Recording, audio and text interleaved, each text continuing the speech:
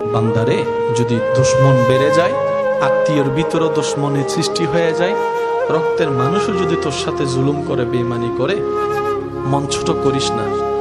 তোদের জীবনের প্রতিটা ক্ষণে কিভাবে মোকাবেলা করবি সেটা প্র্যাকটিক্যাল শিখে নেওয়ার জন্যই আমি প্রত্যেকটা নবীকে এক একটা মুসিবত দিয়ে তোদের জন্য শিক্ষার ব্যবস্থা করে দিয়েছি। সুবহান। তোদের উপর যখন আপনরা বেশি কষ্ট দিবে, জুলুম করবে, ইউসুফ নবীর জীবনীটা একটু খেয়াল করিস। ইউসুফ নবীর জীবনীটা একটু খেয়াল করিস।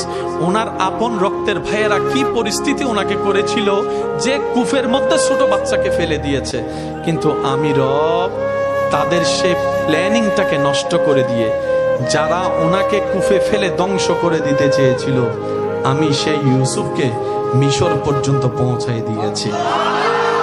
জগৎ ওনাকে অপরাধী ভেবে, অপরাধী মনে করে জেলখানায় বন্দী বানিয়েছে। ওনার ধৈর্য শুকরের কারণে আমি আল্লাহ ইউসুফ নবীকে রাজার সিংহাসনে বসিয়ে দিয়েছি। বান্দা, যখন শরীর বেশি অসুস্থ হয়ে যাবে, আমার নবী আইয়ুবের কথা মনে করিস।